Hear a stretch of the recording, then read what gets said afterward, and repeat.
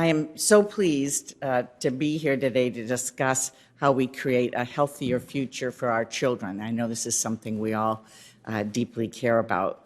All parents want to see their children grow up to lead healthy and successful lives. One of the best ways to do that starts with the food on their plates. When those plates are empty, it's a crisis for the child, it's a crisis for the family, and it's a crisis, quite frankly, for our country.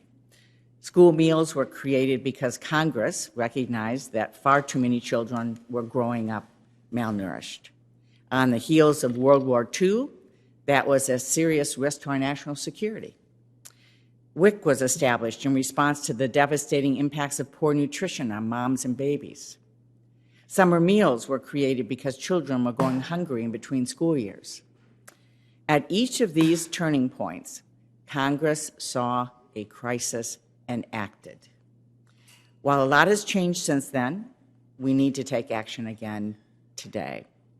The COVID-19 pandemic has only exacerbated the dual challenge of obesity and hunger. Obesity rates for children have been on the rise for years, again creating calls for action from today's military leaders, pediatricians, public health experts. After the last year without recess or after-school sports, early evidence is showing that the pandemic has put more children at risk of obesity.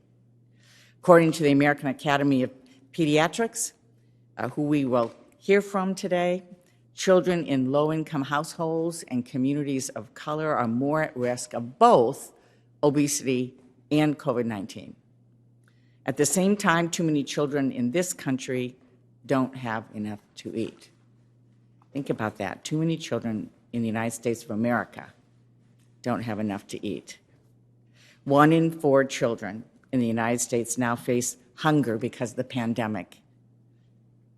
It's clear we are facing a child health crisis and a child hunger crisis.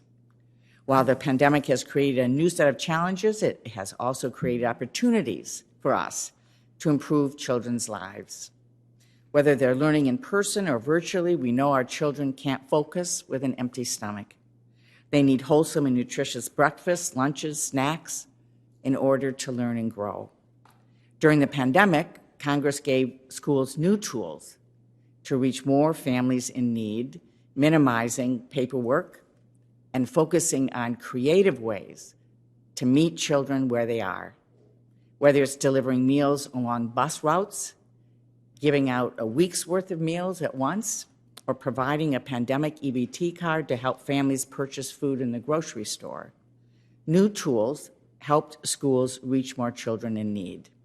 And while we all are happy to be beginning to move past this pandemic, we can apply these lessons in creative thinking to how we reach children during the summer, on weekends, and after school.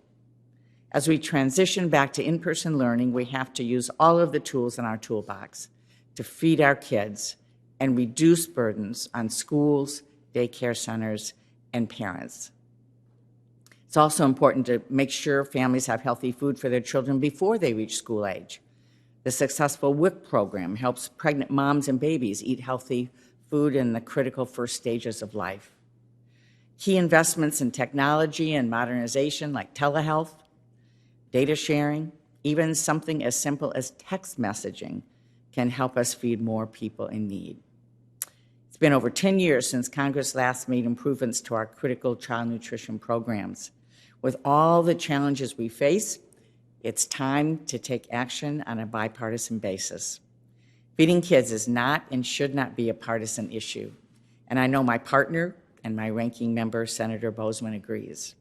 I look forward to passing a strong, bipartisan child nutrition bill that helps our kids get healthier, not hungrier.